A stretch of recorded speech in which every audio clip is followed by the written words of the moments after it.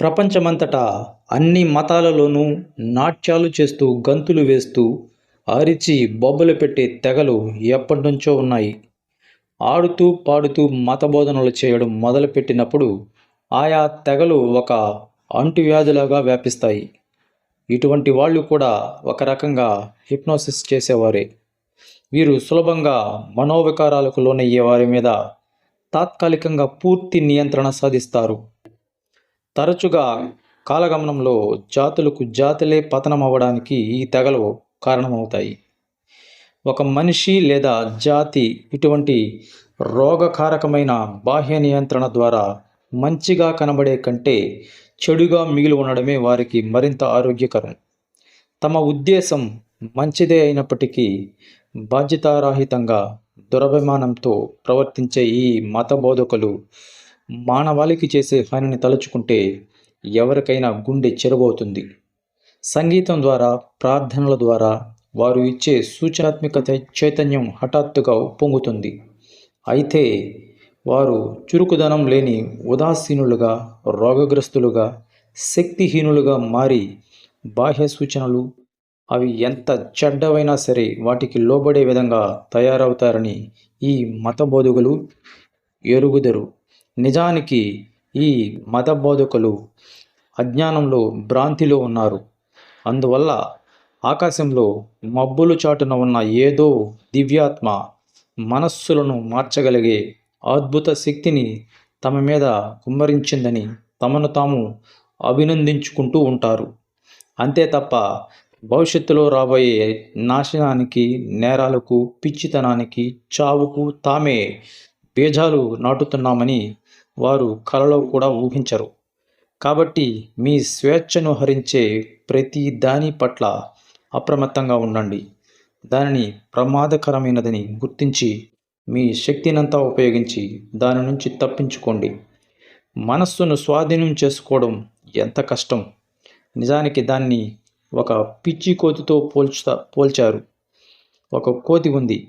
అది దాని స్వభావరీత్యా అన్ని కోతులలాగే చాలా చపలత్వాన్ని కలిగి ఉంది. అది చాలదన్నట్టు ఎవరో దానికి బాగా సారాయి తాగించారు. దాంతో అది మరింత గోల చేయసాగింది. అప్పుడు దాన్ని ఒక తేలు కుట్టింది. తేలు కుడితే మనిషి రోజంతా నొప్పితో గంతులు వేస్తాడు కదా. ఇంకా ఆ కోతి పరిస్థితి ఎప్పటికన్నా ఘోరంగా ఉంది. ఇక దాని బాధలకు పరిపూర్ణత కలిగించడానికి అన్నట్టు దానికి ఒక దయ్యం పట్టింది. ఇక ఆ కోతి గోలని ఆపలేని దాని అశాంతిని ఏ భాషలో వర్ణించగలం? మనిషి మనస్సును అటువంటి కోతితో పోల్చవచ్చు. స్వభావ సిద్ధంగా అది చాలా చపలత్వాన్ని కలిగి ఉంటుంది. ఆ పైన కోరిక అనే మధువును బాగా తాగించి కోరిక దాన్ని వశం చేసుకున్నాక ప్రక్కవారు బాగుపడితే చూడలేని అసూయ అనే తేలు కుట్టింది. చివరగా అహంకారం అనే దయ్యం పట్టింది. దాంతో అందరికన్నా నేనే ముఖ్యుణ్ణి అనే ఆలోచనతో దాని మనస్సు నిండిపోయింది. అటువంటి మనస్సును స్వాధీనం చేసుకోవడం ఎంత కష్టం.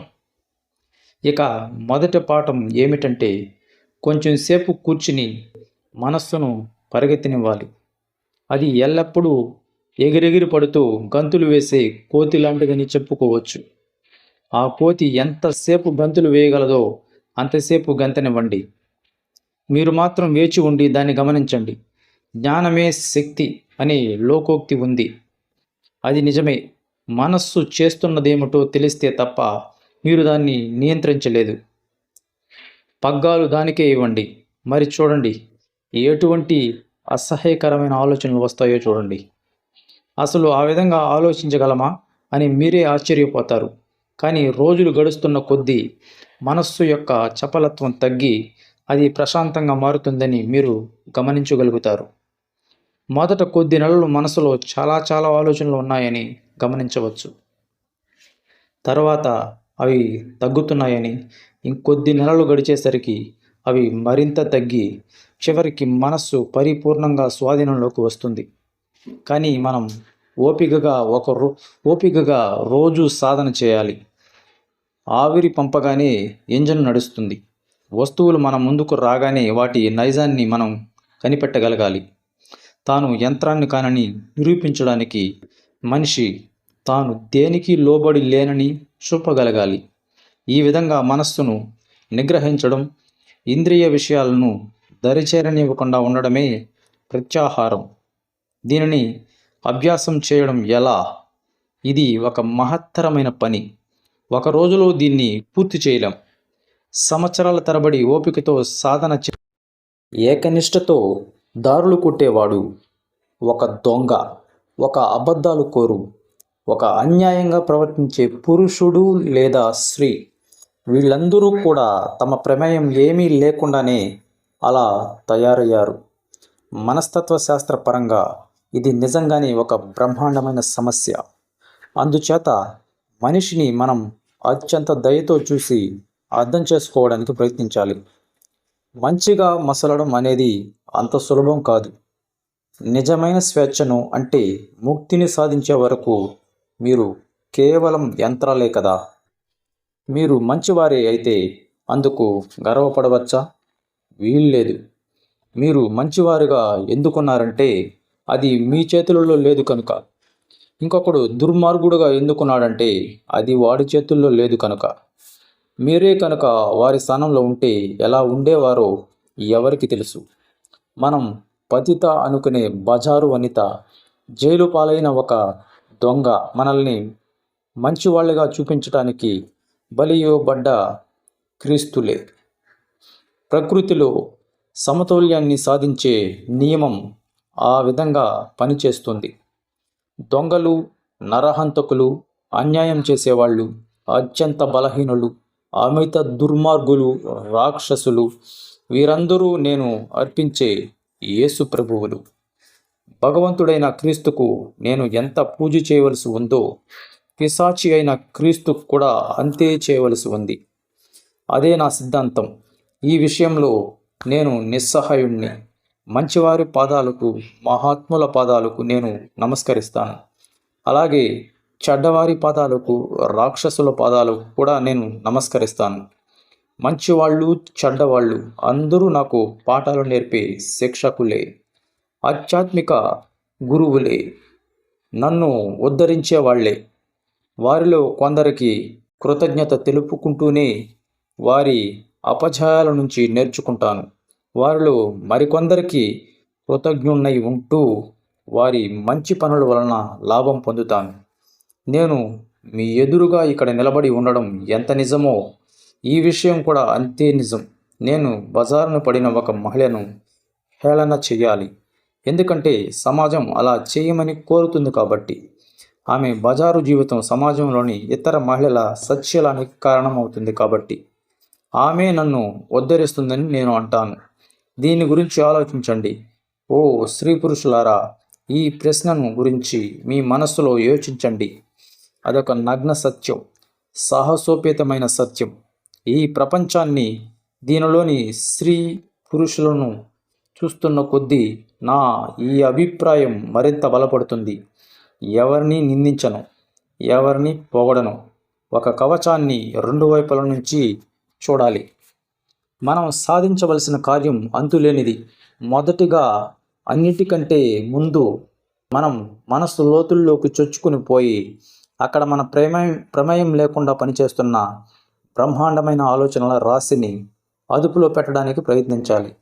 ఒకడు చేసే దుర్మార్గపు పని నిస్సందేహంగా పైకి కనిపించే చైతన్య స్థితిలోనే ఉంటుంది. కానీ ఆ పనికి కారణం మాత్రం మనకు కనిపించని చైతన్యరహిత లోకాలకు ఆవల ఎంతో లోతులో ఉంటుంది. అందుచేత రచనాత్మక మనస్తత్వ శాస్త్రం మన శక్తులన్నింటితో ముందుగా ఈ చైతన్యరహితమైన మనస్సును నియంత్రించడానికి ప్రయత్నిస్తుంది. ఆ పని సాధ్యమే. ఎందుకంటే చైతన్యరహితమైన మనస్సుకు మూల కారణం చైతన్య స్థితిలో ఉన్నప్పుడు చేసే ఆలోచనలే కదా. చైతన్య స్థితిలో చేసిన కోట్లాది పాత ఆలోచనలు, పనులు కరుడుగట్టి మన మనసుల లోతుల్లోనే మునిగిపోయి ఉన్నాయి. మనం వాటికేసి చూడము. మనకు అవి తెలియవు. మనం వాటిని మరిచిపోయాం. చెడు యొక్క శక్తి చైతన్యరహితమైన మనస్సులో ఉన్నట్లయితే మంచి యొక్క శక్తి కూడా అక్కడే ఉందని మనం గుర్తు చేసుకోవాలి. ఒక జేబులో చాలా వస్తువులు ఉన్నట్లు మనలో అనేక విషయాలు దాగి ఉన్నాయి, కానీ మనం వాటిని మర్చిపోయాము. మనం వాటి గురించి ఏమాత్రం ఆలోచించం. వాటిలో కొన్ని కుళ్ళి నిజంగానే మన వినాశనాన్ని కొని తెచ్చేవిగా తయారవుతున్నాయి. మానవాళిని మట్టు పెట్టగల ఈ హేతువులు మనస్సు యొక్క చైతన్యరహితమైన పొరలలో నుండి నిజమైన మనస్తత్వ శాస్త్రం ఆ కారణాలను చైతన్య స్థితిలోని మనస్సు యొక్క ఆధీనంలోకి తేవడానికి ప్రయత్నించాలి. మన ముందున్న మహత్కార్యం మనిషిని పరిపూర్ణంగా ఉద్ధరింపబడేటట్లు చేయడమే. తద్వారా అతడు తనను తాను పూర్తిగా స్వాధీనంలో ఉంచుకోగలుగుతాడు. ధ్యానం ఆధ్యాత్మిక జీవితానికి అత్యుత్తమ సహాయకారి. ధ్యానంలో అన్ని రకాల భౌతికమైన పరిమితులను అధిగమించి మనసులోని దివ్యత్వాన్ని అనుభూతి చెందుతాం. ధ్యానంలో ఎలాంటి బాహ్య సహాయంపై మనం ఆధారపడం. ఈ ఆత్మ యొక్క స్పర్శ చిమ్మ చీకట్లు అలుముకున్న మూలాల్లో కూడా మిరుమిట్లు గొలిపే రంగుల్ని చిత్రించగలదు. అశుద్ధాన్ని కూడా సువాసనలతో గుబాళించేలా చేయగలదు. అప్పుడు ద్వేషం, స్వార్థం నశిస్తాయి. మీరు శరీరాన్ని గురించి ఎంత తక్కువ ఆలోచిస్తే అంత మంచిది. ఎందుకంటే ఈ శరీరమే మనల్ని కిందకి లాగేది. ఈ అనుబంధం, శరీరమే నేను అని అనుకునే ఈ భావనే మనల్ని దుఃఖాలలో ముంచెత్తుతుంది.